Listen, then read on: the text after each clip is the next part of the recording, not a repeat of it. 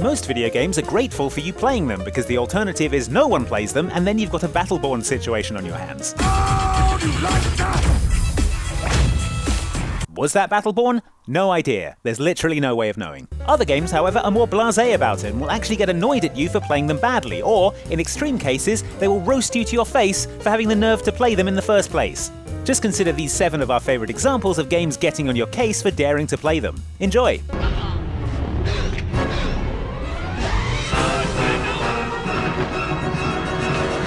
The Lost World Jurassic Park, based on the movie of the same name, let you play as several different dinosaurs throughout its campaign, from teeny Compsognathuses to Velociraptors to the deadliest animal of all, man. Oh no, wait, there's a T-Rex, that's way deadlier. Gameplay was pretty straightforward in that it's just you running, jumping, and killing anything that crosses your path. You know, like in the movie. Along the way, you could collect DNA bonuses, which would unlock concept art for the character you were playing as. Collect all of the DNA bonuses in this game with limited lives and no saving though, and you'd unlock a secret ending. A secret ending in which Jeff Goldblum, the actor who plays Ian Malcolm in the film, roasts you to your face for spending so much time playing The Lost World Jurassic Park. My gosh, you looked a 20-foot carnivore right in the eye, and you've lived to tell about it? Well, you are something. Thank you for sticking with it, for not giving up. That is really something. Now you know what you should do? Turn the thing off, for heaven's sakes, and go outside. Clearly appalled by your dedication to the game that is paying him money to be in it, Jeff tells you to put the game down and go outside so you can, quote, get the stink blown off you. You know, breathe the air, take a walk, call a member of the opposite sex, you know what I'm talking about. You know, you have a whole life out there, get the stink blown off you, just go. Thanks, Jeff. Glad I spent all that time collecting DNA bonuses. At least it does look like he's going to be eaten by a T-Rex pretty soon, so that's something, I guess. I mean, really. What was that? Hello. Okay, I go. Please don't ask me. I will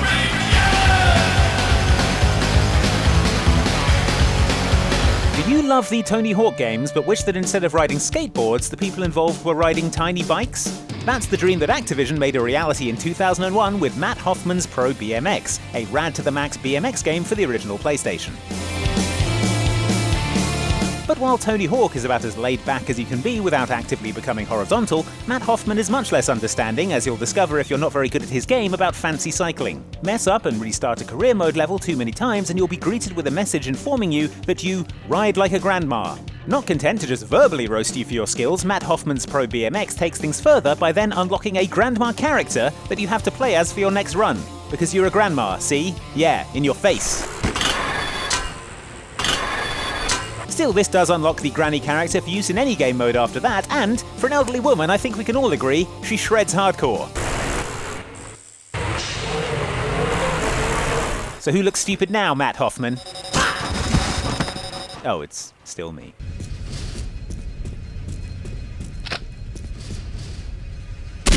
You go, girl.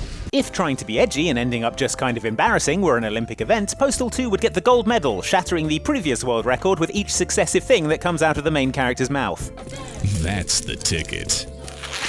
Postal 2's targets aren't just limited to good video games and human decency, however. They also include you, or at least they do if you have the audacity to save the game too many times. Didn't you just save? Rather than being a wise move in a game which is so wildly unpredictable and prone to crashing, saving is apparently a bad thing, and a real pet peeve of the Postal dude. Are you saving again? Who will call you out on it if you save a number of times he perceives to be excessive.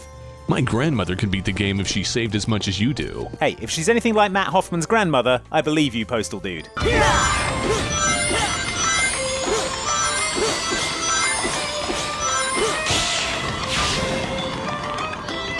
Sonic Unleashed is a regrettable entry in the franchise in which Sega decided that the way to freshen up the titular hedgehog was to turn him into a werewolf. Sorry, werehog.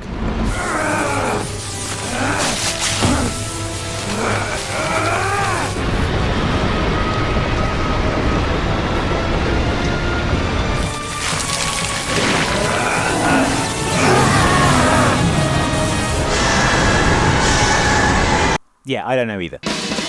Levels alternated between fast, colourful Sonic the Hedgehog levels and dark, plodding Sonic the Werehog levels, but one thing that remained consistent across both kinds of stages was that you were awarded a letter grade at the end of each one to indicate how well you did. These grades ranged from S to E, and Sonic would react accordingly, whooping and flipping when he got a high grade, Cool! and acting all dejected at getting anything below a B. Well, that was lame. If you got the lowest rank though, namely an E, not only would Sonic be mad, the game itself would let you know just how badly you screwed up by changing the usual triumphant fanfare that plays to celebrate you finishing the level into a horrible cacophony of tortured brass and sarcastic woodwinds.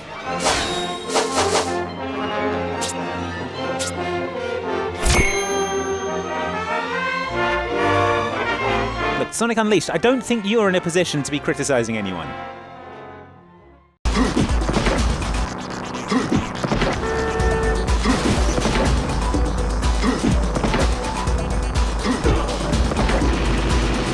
In what can only be the result of Sylvester Stallone not reading his movie contract properly, the 3DO version of Demolition Man features Sylvester Stallone himself, who doesn't say much, but does spend a lot of time silently backwards river dancing, ripping off Mortal Kombat, and ripping off Aerosmith's Revolution X.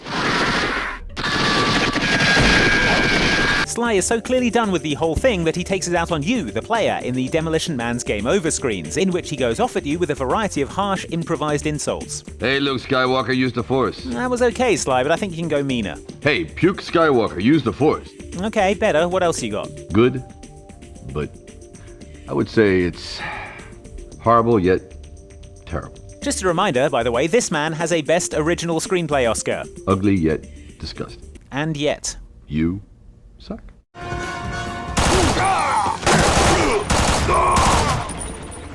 You see the gate, 007.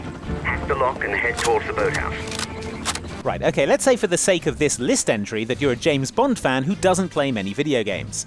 Still, you love that suave British super spy so much you're willing to give the video game version of him a try. So you load up Quantum of Solace for your Xbox 360. Nervously, you scan the 4 difficulty options: New Recruit, Field Operative, Agent, and 007. I am kind of a new recruit, you think to yourself. I'd better go with that one. As you play through the game, blowing up highly flammable eco-hotels and shooting so many bad guys, you start to enjoy yourself.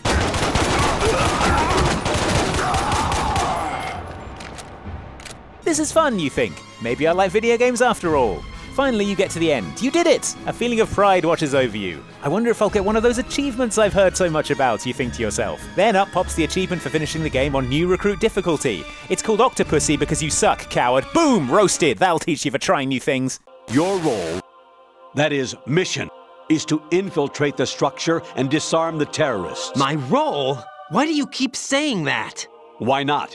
This is a type of role-playing game. If there's one thing Hideo Kojima loves, it's Mads Mikkelsen. If there's 2 things Hideo Kojima loves, it's Mads Mikkelsen and breaking the fourth wall, as evidenced by the sheer number of meta moments in his video game oeuvre, some of which involve Mads Mikkelsen offering you flowers. Happy birthday. I'll allow it.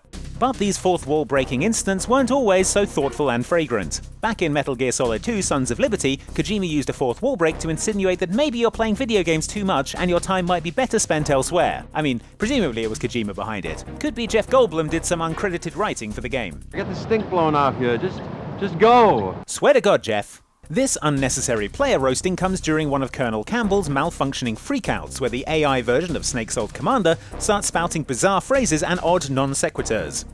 Raiden, turn the game console off right now. What did you say? The mission is a failure.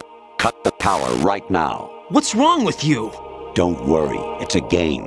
It's a game just like usual. And one of these phrases is definitely a not-so-subtle dig at people playing the game.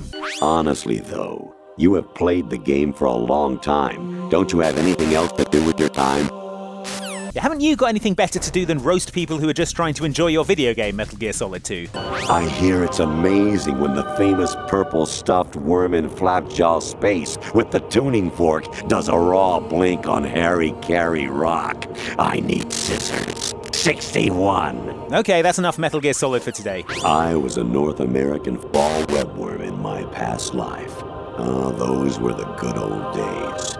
There you have it. Those were just some of the ways video games have roasted us to our face just for having the nerve to play them. Any other favorite examples we missed? Let us know in the comments below, and like and subscribe for more videos like this from Outside Xbox. And now, why not go outside? You know, get the stink blown off you. Thanks for watching.